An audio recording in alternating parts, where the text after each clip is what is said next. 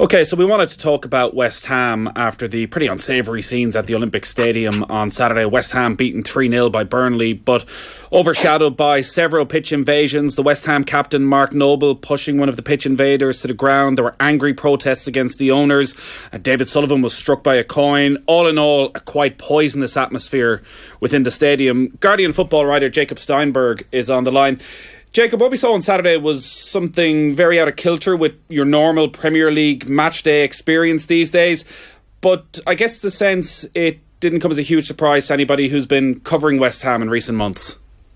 No, not at all. I mean, it's not often that you see a Premier League game descend into such chaos. But the London Stadium has had quite a few moments in its brief time as a football ground in which trouble has played. It happened on a couple of occasions last season, and infamously, there was the Chelsea League Cup tie in October 2016, where there was quite a lot of violence and clashes between the two sets of fans. And after that game, there were measures put in place by the stadium operators, and the club looked and tried to get in better security. And actually, since then, it's not actually really been any kind of problems there. But on Saturday, before Saturday's game, the anger had been building towards the club's board.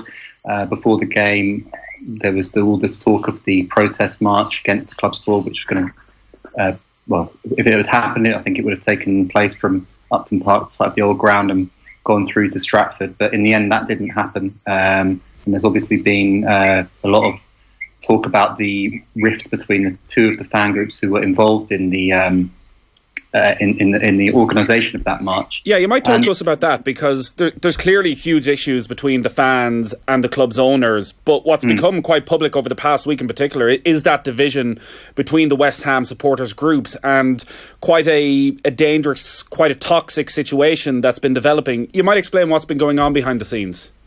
Well, there's a group called the Real West Ham Fans Action Group, who have since dropped the action from their name and are now known as the Real West Ham Fans Group.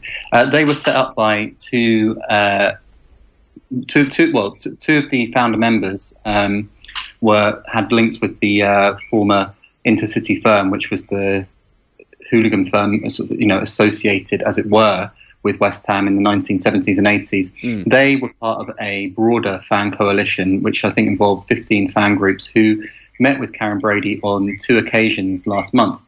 That fan coalition also involved the West Ham United Independent Supporters Association, who have also been quite anti-board. And after the second meeting, the Real West Ham Fans Action Group suddenly decided that the march was off, and they were satisfied with Karen Brady's. They thought that they'd achieved a dialogue with Brady, and that everything was going to get a bit better now.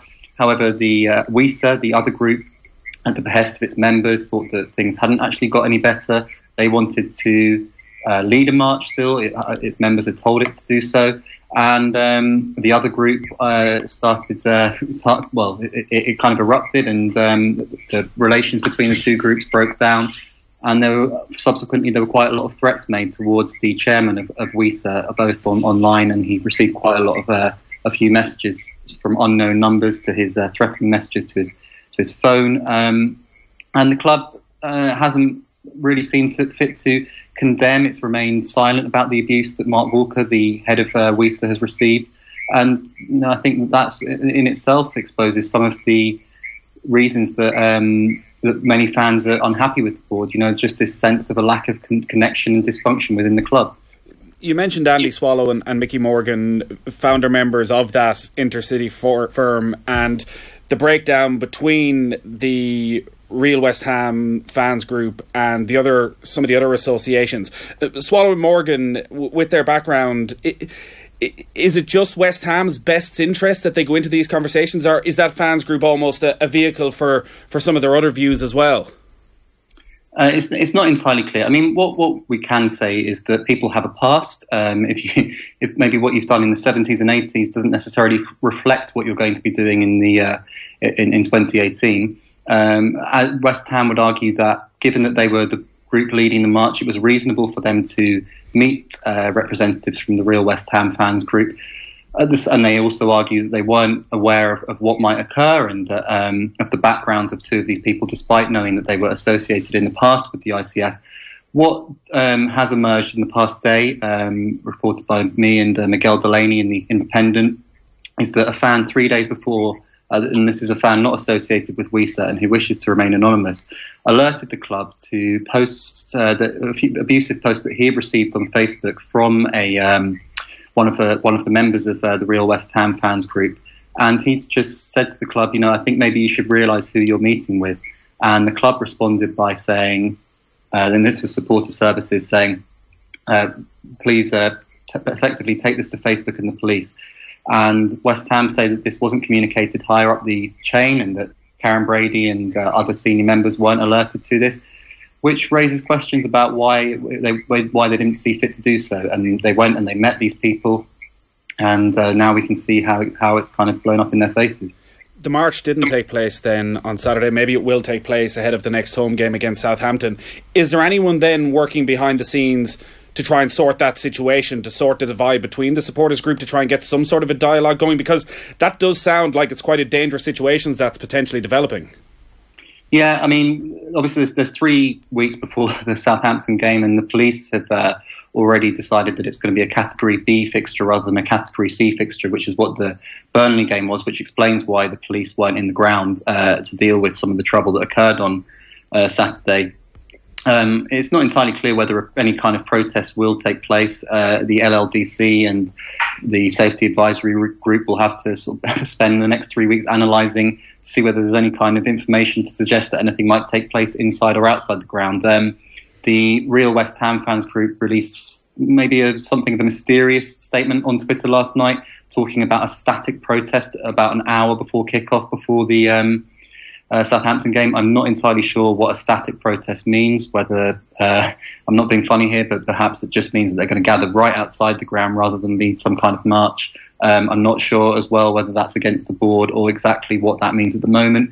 But we've got 3 weeks for them to work out what that exactly means. It's not as far as I'm aware, the club has no plans to deal with this particular group. If they start to announce plans, though, for another protest, then will that change? We'll have to wait and see. What are the main issues for the fan supporters groups when they go and meet the owners? Is it the atmosphere within the ground? Is it the lack of security? Is it the results? Is it the change in management? Is there anything that unites them, or are people going there with various different complaints? Yeah, it's quite disparate, and at times I think what's transpired over the last month or so with the meeting with 15 different fan groups that Karen Brady held the first one was with 15, and then the second one was with only the ones who could make it in the snow that obviously hit London during that period, is that there wasn't necessarily a great unity over what each fan group wanted. And I think that West Ham probably, perhaps, and it's going to be WESA, need to set up some kind of supporters trust. West Ham have a supporters advisory board. A lot of supporters see that as something of a kind of a yes group who don't really challenge the club at all. So a trust might be something that would be beneficial in the future. In terms of what the problems are, I think that effectively it goes back to the decision to leave Upton Park. Now, if West Ham were delivering on the promises that were made when that move happened, which is that it was going to take them to the next level, I don't think you'd be seeing any of this kind of trouble. It's not just about if they'd beaten Burnley, there wouldn't have been any trouble. It's the fact that they were also in the position of having to beat a team in March to ease their relegation fears, when the idea was that it was going to help them challenge the big clubs in England. Instead, we've seen a lack of investment, managers and players undermined, a stadium that's not fit for football, and it's very hard to see exactly how the board comes back from that because the trust is broken. Yeah, the supporters were sold the idea that essentially they'd won the lotto, but now it feels as though they've lost the ticket and they're not getting any benefits. And even looking at the revenue last season, their first year at the Olympic Stadium, it certainly doesn't deliver what they were expecting. A 9 million increase in revenue, where again they were sold that this was going to take them up to that next level where they could be challenging for Champions League football. Ultimately, if they do go and meet the owners and security sorted out, they are given assurances about the future of the club. If results improve, the problem is they're still going to be stuck in the Olympic Stadium. They're still going to be 80 feet from the pitch. They'll still never have that atmosphere of Upton Park. No, I mean, there is the potential, though, even though the stadium isn't great for a good team to be put together. Although the stadium isn't great, you could still have a good team in a bad stadium. But West Ham obviously haven't had that, and I think you could probably, on one hand, count a number of memorable games that have taken place there, which is part of the problem. The last few transfer windows have each been disastrous in different ways, and even if certain improvements have made on the stadium front, it's just hard to see what they're doing in the transfer market that's working for them at the moment. In January they let go of, say, Andre Ayew and let him go to Swansea, a relegation rival. He helped Swansea beat West Ham quite convincingly 2 weekends ago. Diafra Sakho was allowed to go. They didn't sign the defensive midfielder that they intended to sign last summer either. In the end, what happened was they signed a striker, Jordan Hugill, from Preston North End of the Championship, who hadn't really done too well for Preston in that division and has barely played for West Ham since then. The other thing they did about a week after the transfer window was sign a 36 or 37-year-old Patrice Evra on a free transfer 5 months after he'd been released by Marseille for kicking a fan. No offence to Evra, who was a great player in his day, one of the best defenders in Europe. But in terms of West Ham's ambition and their planning and focus and structure in their recruitment drive, it doesn't say a lot for it. You were there on Saturday, and clearly looking from afar, the optics weren't good when you end up with supporters on the pitch, supporters fighting in the stands, coins been thrown at the director's box. Did it feel like a dangerous situation? Did it feel like actually it could have got even worse, that we could have ended up with a situation where people were ending up seriously injured? I think that obviously the big worry that I think I had was the lack of response when the first fan ran onto the pitch and was able to get so far that he could confront Mark Noble, and that there were altercations between James Collins and Burnley's Ashley Barnes, providing maybe one of the more humorous moments of the afternoon, tripping one of the pitch invaders. But I think that you don't have to use your imagination too much to see a scenario where maybe a fan comes on and has some kind of weapon, or just comes on and strikes a player. The security in that regard, for nobody to actually react and come onto the pitch to stop the fan as soon as he's got on there, I think was probably the most worrying aspect. In terms of the protest and the demonstration below the director's box, just for the configuration for the stadium, you really have to go to great lengths and sort of climb up into the director's box from where they were to get there. But didn't think that anything was really going to happen after that. And obviously there was the Sullivan and Gold were eventually escorted from their seats. That said, that the coins and missiles that were thrown into the boxes, and also not just the director's box, but in the boxes that were neighbouring the director's box as well, there were stray missiles that ended up in those areas as well. And that those are boxes that house, say, fans who pay for a corporate day out or something as well, and aren't really associated with the board. And in that sense, yeah, the safety when missiles are being thrown is a huge concern. It did seem like such a strange situation where you have Mark Noble almost berating the stewards at times for not attempting even to keep the supporters off the pitch. Two of them who invaded the pitch, they were able to walk straight back into the stands without any security taking action. And maybe all this feeds into some of the confusion over the last few days about the deal that West Ham struck for the Olympic Stadium, what is ultimately the bargain of the century, whereby they're not actually responsible for the security within the stadium. Yeah, I mean, you say it's the bargain of the century, but at this point you have to wonder whether it is or not. There's a story in Telegraph today which says that West Ham are basically at war with the stadium operators, and they're going to the High Court later this year, expecting it to it's £100 million legal case, legal dispute at this point.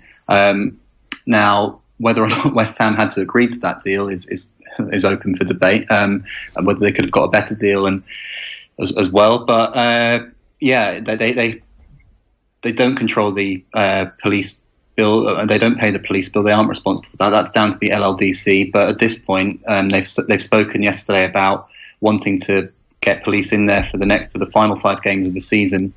I think they're going to have to do that. Otherwise, there has been sort of cautious talk of the stadium being closed, games being played behind closed doors. The LLDC, as far as I'm aware, are although they're conscious of the fact that the having police in the grounds might be quite expensive for them to pay, they do have a responsibility towards public safety, and they did sort of say to me that for a game to be played behind closed doors, that the security demands placed in by the police and the safety advisory group would have had to be so kind of obstructive for them to not be able to agree to it. So I think probably we're looking at, in terms of what sanctions West Ham are likely to receive from the FA, probably a fine. I'd imagine that there will be fans in there, but as regards the deal, there are so many concerns there. There have been all sorts of suggestions about West Ham and what they can do, right up to demolishing the Olympic Stadium and rebuilding a more football-orientated stadium. I don't think we're going to see that happen. But what are David Sullivan and David Gold's plans? Now that they are there, they're in a stadium that can hold up to 60,000. Even with that slight increase in revenue, there is more potential than there was at Upton Park. Ultimately, are they looking to get out of West Ham and find a big money owner to come in and they make a nice, decent profit out of this? Or are they there for the long haul? The indication from the owners on after Sunday's game, where obviously they faced some serious criticism from the protesters, and it's made clear as well that the broader fan base aren't happy with them at all, is that they aren't going anywhere for the time being. I think there are certain restrictions in place, which mean, in terms of the deal, which mean that it would actually kind of hit them a bit financially to sell the club in, I can't remember exactly what the time frame is, but in the next few years or so.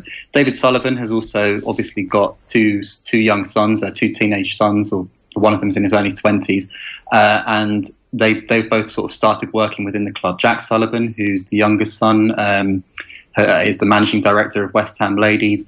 Dave Sullivan Jr. has been sort of, getting to know other parts of the club. Sullivan told me in an interview in December that he may one day leave it to his sons. So that will be one to watch for the future. I mean, I think though a lot of West Ham fans would like to see new owners. On that sense, you maybe have to be careful what you wish for, and even look at what happened to Birmingham when Sullivan and Gold sold that club to Carson Young. Yeah, Jacob, it's going to be an interesting few weeks to see what happens at West Ham. Thanks a lot for taking the call. Thank you.